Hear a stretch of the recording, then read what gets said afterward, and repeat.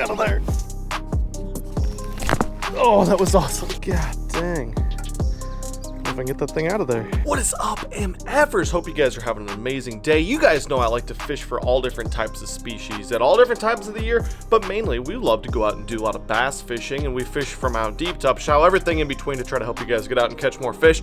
Well, guess what? Today we're totally simplifying that approach. We are going to do, as you can see from the title and the description and the thumbnail of this video, we're doing a topwater only fishing challenge. That means, I know it's complicated, we're only going to use topwater lures today. This is all I'm taking. Look at, we got these boxes right here. We got frodges, we got topwater baits. I also got some swim baits that I'll show you guys in a little bit too. Basically, we're gonna go to any freaking pond I can find on the side of the road, try to catch something on topwater, and try to teach you guys along the way. Oh, something else I think you guys might like, whatever bait I have the most success on today, whatever topwater bait, whether it's a $5 bait or a $100 bait, I'm gonna give away to a lucky MFer, a subscriber, in the comments section down below. More details on that a little bit later, but let's get to the lake right now. This could honestly be interesting because I've barely caught any fish this year on topwater baits because it's been a hair too early. Things hasn't set up right, but they should be chewing it. Let's get out there. All right, here we freaking go. Lake looks so good. I hope the water's cool. Look at this inside grass line. You bet. I think we're gonna be frogging this lake. I just hope they're not like locked on beds or something. That might make the topwater bite a little tough. They will eat a topwater in bed, of course, but hey, the water is clean. If they're on beds, we're gonna see them. Here's what I got for rods. You might be noticing a giant bait. We'll get to that in a second, but got my Milliken 7.2 medium heavy moderate fast. Got a little popper on that. This is an awesome topwater. Of course, I got braid topwater rod when you're fishing treble hook baits. Hopefully you can hear anything I'm saying. Got my Milliken frog rod, 7.5 extra heavy fast. This is like the rod I designed for frogs. Of course, got the 6-inch prototype frog. That's probably what's gonna get thrown first. Then look at this guy on the Zark rod. I got this awesome giant waking swim bait that Black Dog Bait sent me. I don't know, I've used it once. It's definitely a big wake bait. You guys will have to see the action, it's crazy. I just kind of brought it along to have fun. I think I could catch a freaking giant on it. Might even catch like a 2 or 3 pounder, I'm not sure, but this bait weighs like 9 ounces. So we might end up using that a decent amount actually, but let's get to casting.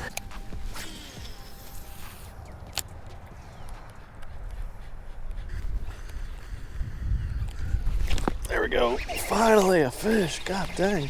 Little guy just swiped it. Come here, bud. Little froggy fish. Okay. He was hiding up inside of this grass line. Look at that little gap right there. He's not the type we're after, but we'll take him today. He was never coming off ever again either. The old 6-cent frog. It's almost out, guys. You freaking ask me every day. I'm getting messages. When's it gonna be out? When's it gonna be out? Well, we had some delays, of course, with the old coronas, but she's coming soon. Next month. Within the next month. I swear. Well, just ran a couple of MFers. That was badass. Thanks for saying hi, gentlemen. If you are watching, lake sucked. Only got one. Gonna check the spillway, then we're on to the next lake.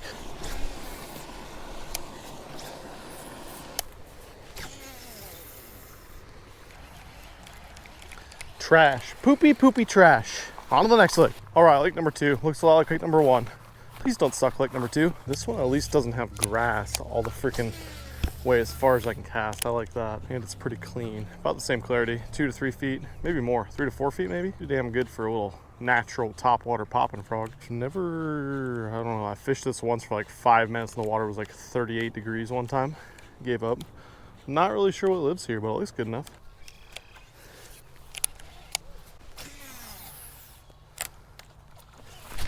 There we go. Yes.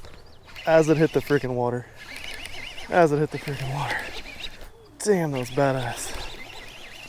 Look at this fish got this thing. Think you wanted that 6-cent frog? It's in there somewhere. And then the line got freaking around his gill plate. I thought he was a big one for a second the way he was fighting. God dang. I don't know if I can get that thing out of there. There we go. Little guy. Seemed a lot better than he was for a second. All right, they will eat a frog here. I've been throwing it the whole main lake, just got back to the creek. Hit the water, that one blew it.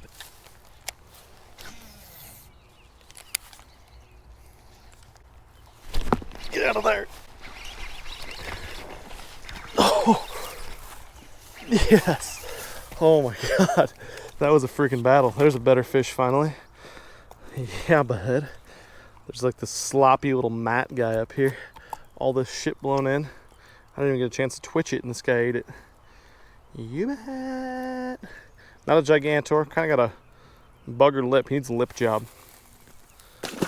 Sweet. I mean, he thought it was a bluegill. I would have thought it was a bluegill too. Look how realistic that looks. Not even fair.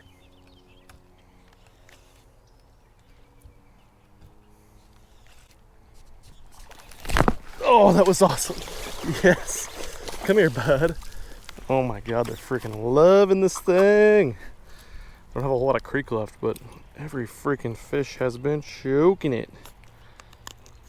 God dang. That was cool. Saw that one just poke out. These banks are pretty undercut back here. Again, I never fished this little creek before, but this is badass. Sweet. For those wondering what I'm throwing this on, old school Revo SX. This thing is a freaking, I don't know, I've had this thing for like probably 10 years. Actually held up. It's a metal reel. It's not a little composite guy like the new Revos. They didn't try to make it weigh super light, and for that reason it's held up forever. Milliken 7.5 extra heavy fast frog rod, 65-pound braid. And that there is what a backlash looks like, because you got a little too much tightness in your line. Let's see if we can do that again. That was fun. I liked that. I heard there's giants in this little freaking pond, so let's see if we can catch one.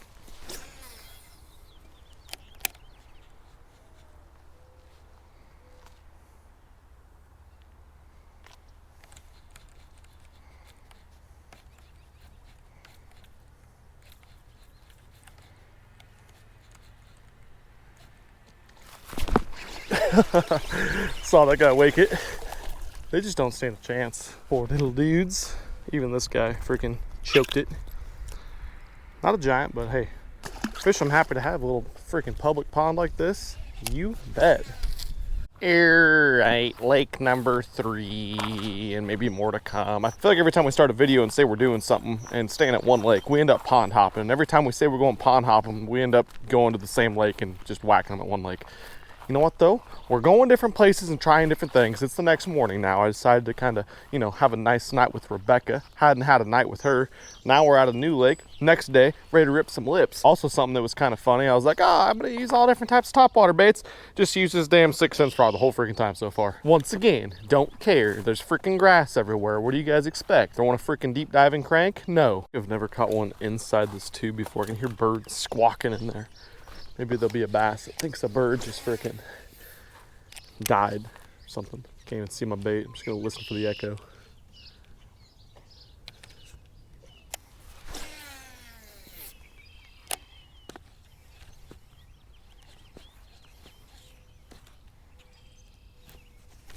There we go. That one just took it under. Damn. Slurp guy. Little slurp action.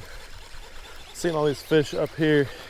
They're not on beds, but they're shallow. They're thinking about it. I was thinking about pairing up here. Little guy. Fun though. Fun time. Hey bud. Thanks for being on TV. Appreciate it and stuff. About to switch up baits actually. But we got a lot of this freaking scummy shot. And these fish are literally up here like underneath the bank in like 4 inches of water. It's crazy. I can see one up there chasing bluegill or something. Well, the water's like ultra slick calm this morning and super clean, and I think even the popping frog is a little much for him. So I'm gonna put on one of my favorite supernatural topwater baits that works especially well in the spring. That is the, I think it's called the Ploppin' Pea. It's like a little whopper plopper style bait, but way more subtle, a lot more natural. It's a balsa bait, so it's not big and loud and not very responsive like a regular whopper plopper. This guy, I don't know who it was made by, but I've caught some great fish on it. There we go, boom, first cast. Look at that. It's fun when things work out the way they're supposed to.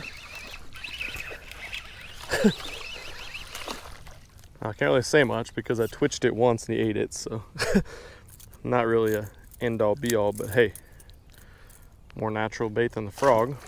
Sits a little bit different, a little bit lower in the water column.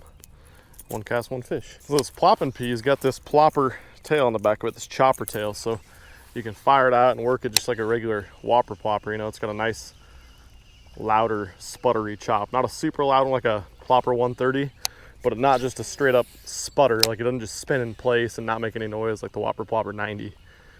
But you can work a straight pull. But in the spring, when the water's really clean, slick calm like this, I like to just twitch it. When you twitch it, it's got a lot of north and south movement because that bait's made of balsa. It's super, super buoyant.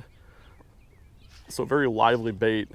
It's a lot like a prop bee, like a Brian's prop bee. A lot of guys are throwing Brian's bees in the super clean water in the spring. But I like this guy because you can work it like a plopper too if you get a little bit more ripple on the water. A little bit more versatile bait, to me anyway.